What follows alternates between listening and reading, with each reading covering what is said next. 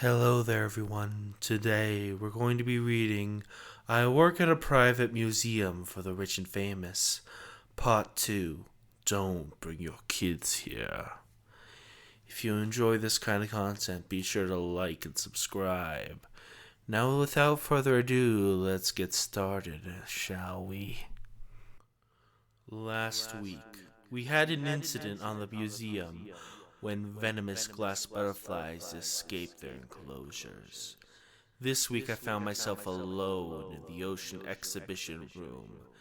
The anglerfish circled endlessly in the abyss of its murky tank, searching for an exit it would never find.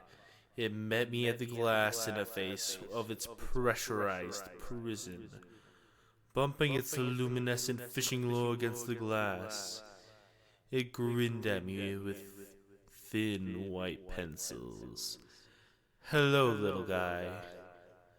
I found myself staying a while in our deep sea exhibition, watching the creatures as he bathed and flicked around in his own little cube of the world. He could never know why he was in the museum, nor who put him in there. Instead, he swam. He swam and swam and swam, and hoped that just one day the glass would crack just an inch. Luckily, feeding the shaggy frogfish didn't take long. The yellowfish knocked away clouds of dust along the bottom of its tank as it scurried along on its leg-like fins with the awkward gait of a geriatric golden retriever. It was hard to keep happy in this ghoulish museum, but that room has always made me smile. Upstairs I went before working, though some paperwork for a few hours. I'm not sure at what point I mistakenly fell into a catnap at my desk, but I soon paid the price in nightmares. Am I pretty, Daddy? A deep, muffled voice. Blowflies sprawled across her face that was framed with golden hair, black-winged. Spots covered her eyes and mouth. Am I pretty? She didn't sound like Sophia, the face of my dead daughter. Nothing more. It must have been hard for her to speak. Flies coated her throat like popping candy, bursting and buzzing as she spoke. Daddy, did you doze off again? She giggled in a voice that was not her own. Flies crawled around her face aimlessly, whirring, buzzing until I swat one crawling up on my arm. I woke up groaning, with a jolt to my wrist pink from where I slapped myself awake. The monstrous foyer of the museum still clapping with an echo. My paperwork sprawled everywhere across my table, stressing me again, just as easily I had been put to sleep. Lists of last week's casualties, notes on today's guests, complaints, all forms of boring. Paper unstuck itself from my arm and fluttered to the ground from my reception desk 1 floor up. The ocean exhibition and the unconscious escapism that naps brought me were my only liberation from the museum, though that was a time before sleep brought nightmares. When I went to check on my watch, I noticed I hadn't smacked a fly after all. A glass butterfly had become mere bits of translucent wing that coated my fingers like glitter. I rubbed my hands and the clear fragments floated gracefully down the marble stairs. In a breeze like a tiny mosquito or dust specks, sparkling in the beams of moonlight that trickled in through the glass ceiling. For a moment I wish it had stung me and taken me to a better place. At least then I couldn't dream of blowflies coming out of my dead daughter's mouth. Ron and Jill and the rest of the maintenance staff had picked up and left.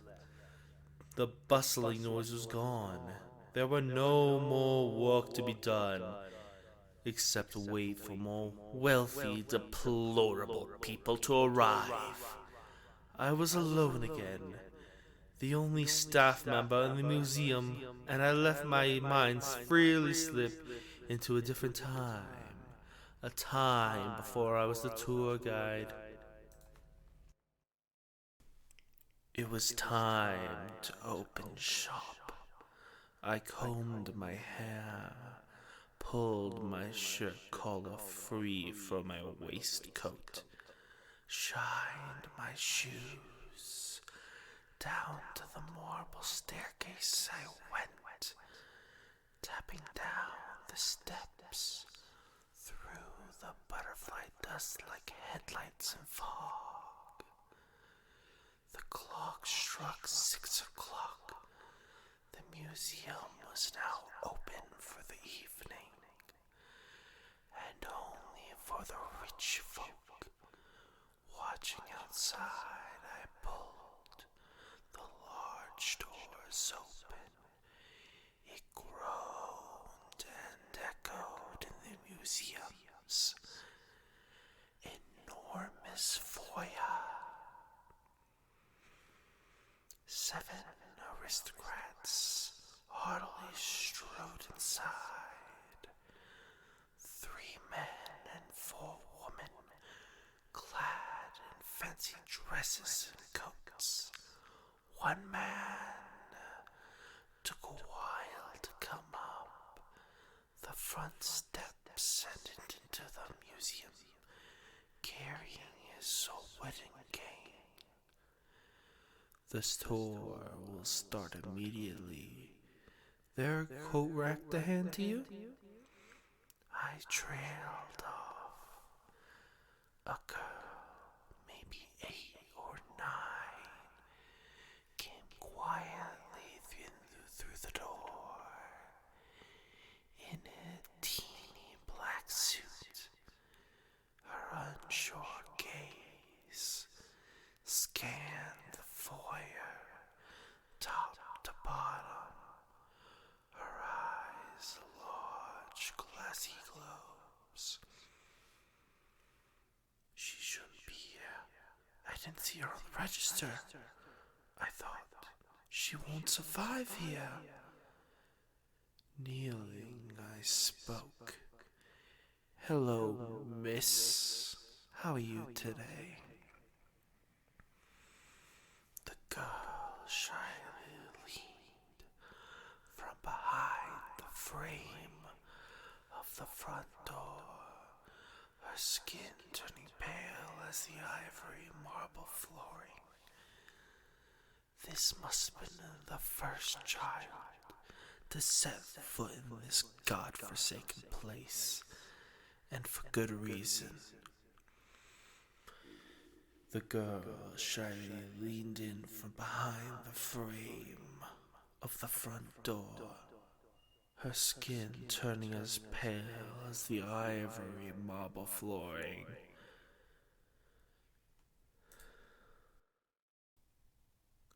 Which one of these people are your parents?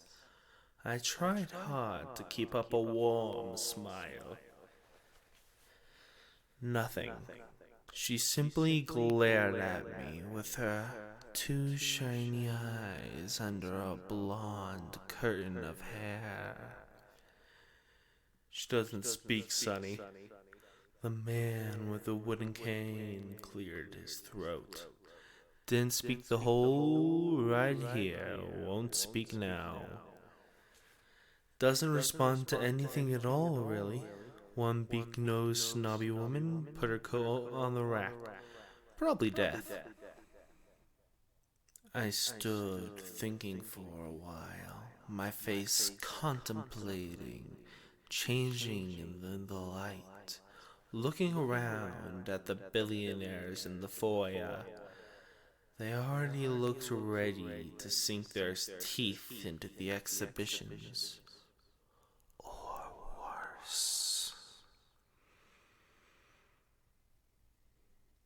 Bringing her along with the rest of the group of the museum tour was simply not an option. Fortunately for her, it was a requirement for me to understand the basics of at least 20 languages to allow for appropriate interaction with the museum's guests. This included sign language, but my understanding tended to be rather broken. I could usually only make out the main words. Kneeling again, I spoke to her with my hands. The girl gestured back to me that Mommy and Daddy had sent her on a visit to the museum and were called away for a business trip in Dubai. How was the flight? I gestured. Good. The big-nosed woman was very annoying. She giggled and gestured that I didn't need to do hand signs. She could read my lips. I liked her already. My smile didn't need much effort anymore. It came naturally. Though I was still stuck with the child in an unforgiving place.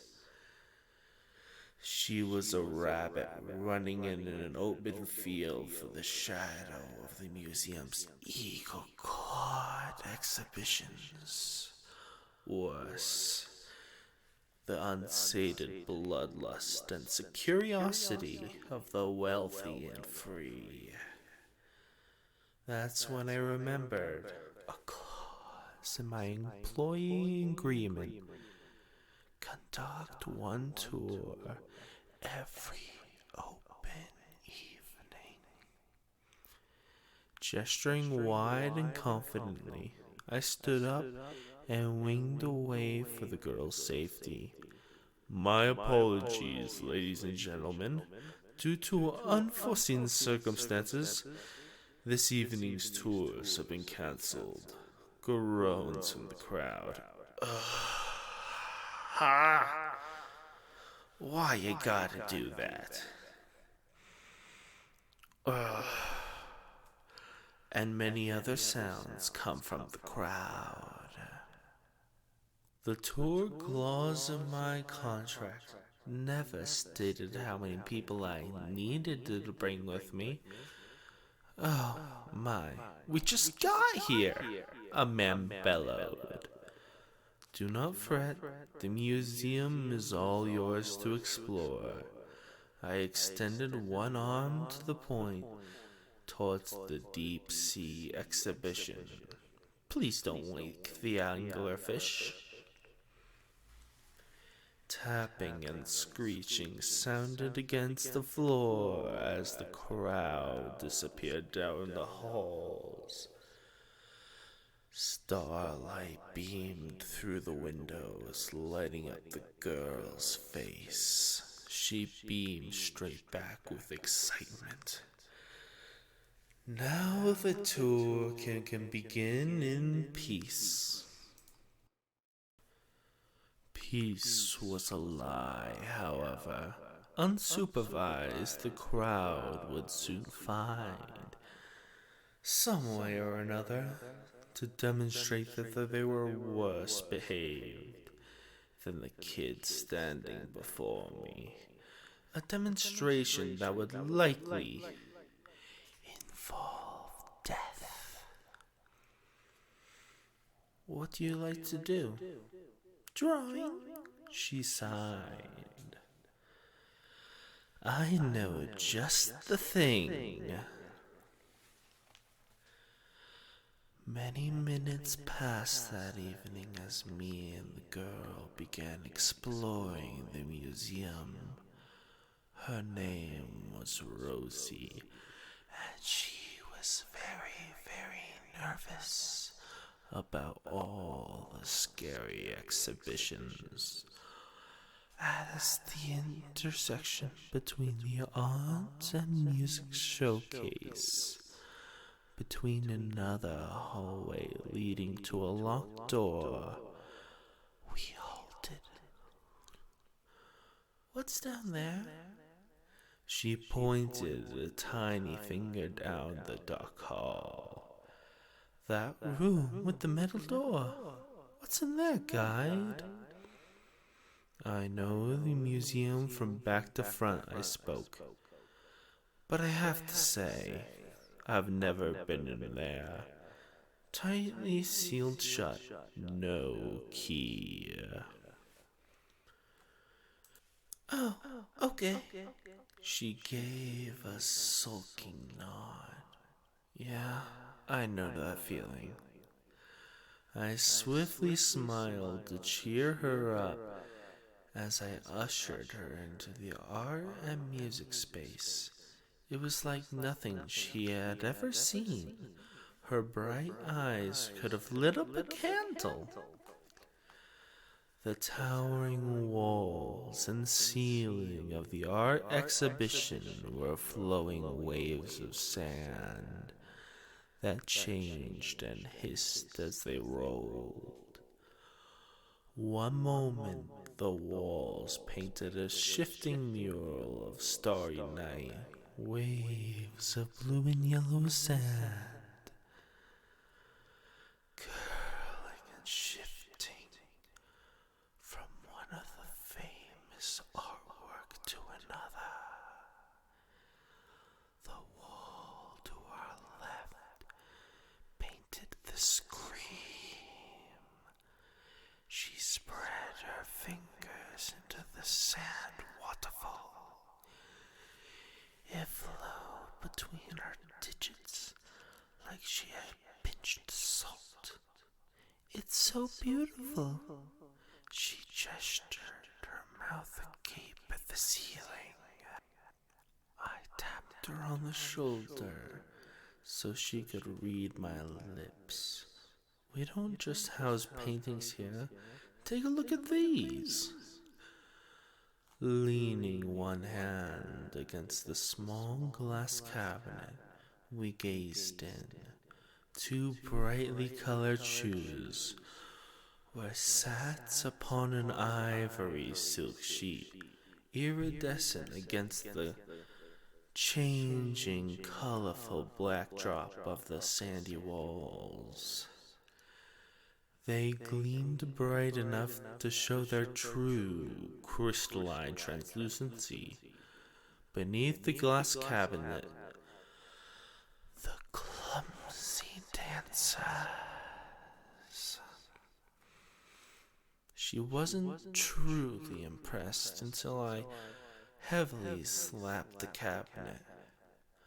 The knocking suddenly turned the empty shoes alive, tapping and dancing upon the silk beneath them. One was changed to another. Another became a twirl. They gracefully end their entangle with the famous moonwalk shuffle. Ha ha, nice. Wow, what are these? She pressed her hands against the glass. If she were any closer, they might have kicked her. Well, some people might have a good voice. A fantastic singing voice. I took out my satin cloth and began polishing the glass as I spoke. Some people have the rhythm of their soulful moves. These shoes right here, they bridge the gap. She was glaring at me with wide eyes, listening with them two pulling the weight of ears that couldn't hear. They were developed sometime between the 60s and 70s, helped push the dancing, inept singers into superstardom by giving them a dancing edge too. I gestured her onto the next display. One sand waterfall. For a moment I caught a sparkle in her eye. Her hair and bright grin reminded me of my dearly departed daughter, filling me with a long-forgotten warmth. I bet I'm having more fun than you are right now, Rosie.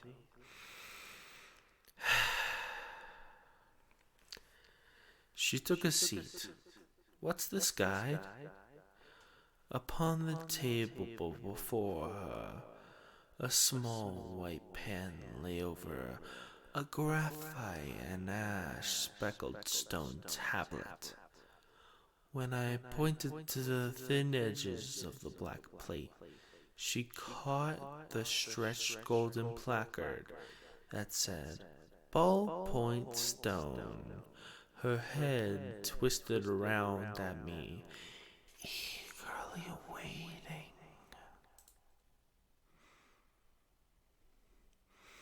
"Go ahead, you'll see." I nodded and she turned back around. Her hand grabbed the pen, the plate with a blocky tap. Abruptly, the wall of sand bloomed a pale white, save for the tiny imperfections of dotted peach-colored sand that gave it the impression of an art canvas rather than plain paper. As her hands rolled upon the plate, blotches of black sand, circles formed, and swirled against the wall's coarse current. "Draw something, Rosie," I spoke. "The plate knows what you will draw and will guide you." Unsure at first, she shook the back of her golden head a few times. An 8-year-old perfectionist. In that moment, I smirked when I pictured her rolling up her suit sleeves to get the work done right. I laughed when she actually did it.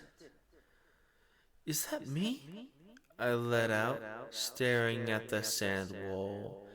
A man with brown hair emerged from the moving canvas, dressed in an absolutely dashing maroon waistcoat.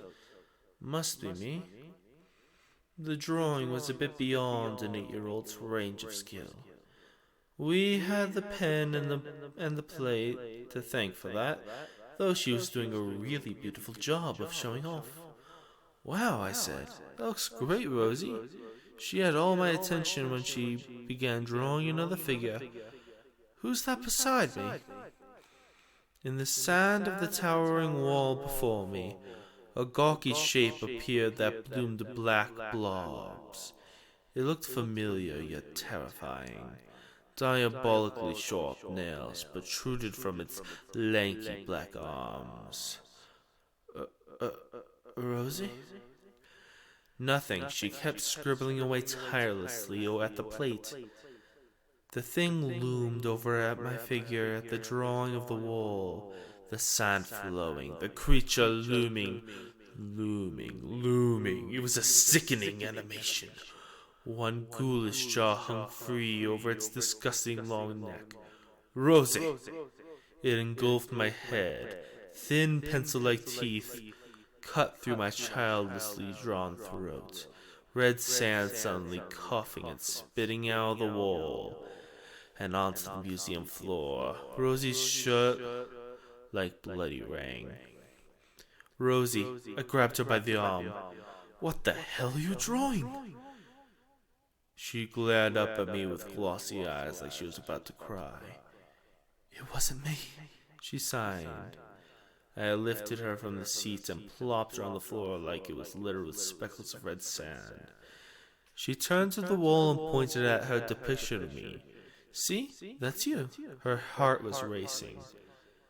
Did the museum make her draw this? And her shaky arm slowly drifted to the black figure. That's Mr. Sleepy." I felt sick. I had tried so hard to pull her away from the mayhem, but the museum had bitten back. "Come with me," I said sternly and took my hand. Off we went, quickly downstairs into the forced exhibition. I had to keep us safe. No more misadventures.